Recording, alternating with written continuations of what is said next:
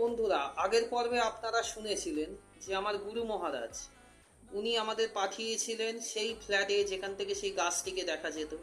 আমরা সেই গাছের মধ্যে সত্যিই দুটো ঝুলন্ত ছায়া দেখতে পেয়েছিলাম রাত 12টার পর।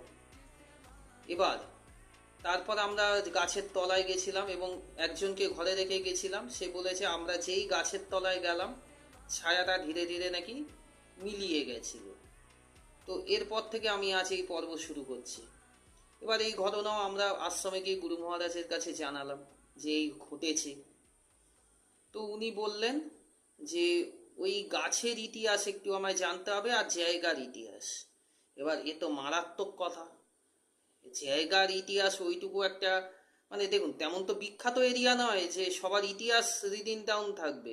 আর একটা গাছের ইতিহাস জানা তো আরো কঠিন, যদি তেমন ফেমাস গাছ না হয়, বা তার তলায় হয়তো একটা কোনো মন্দির আছে সেখান থেকে হয়তো আমরা খুঁজে বার করতে পারি, সেরকমও তো নয়। তো গাছের ইতিহাস কি করে বার করবো এবার? তো যাই হোক, আমরা এলাকায় ঘুরলাম, ঘুরে জানলাম যে গাছটা প্রাচীন।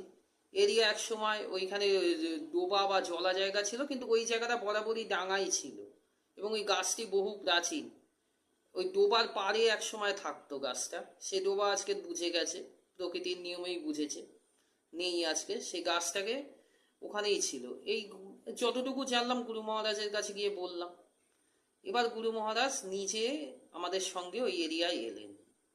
ওই গাছটির নিচে উনি দাঁড়ালেন, দাঁড়িয়ে বললেন তোদের ইতিহাস মাত্র 20% ঠিক, 80%-এর পেছনে গল্প রয়েছে।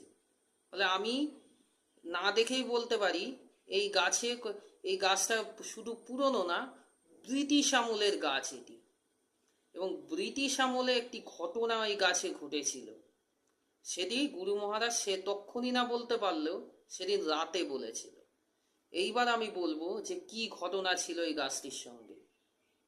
লক্ষ্য রাখুন, দেখতে থাকুন চ্যানেল। নমস্কার।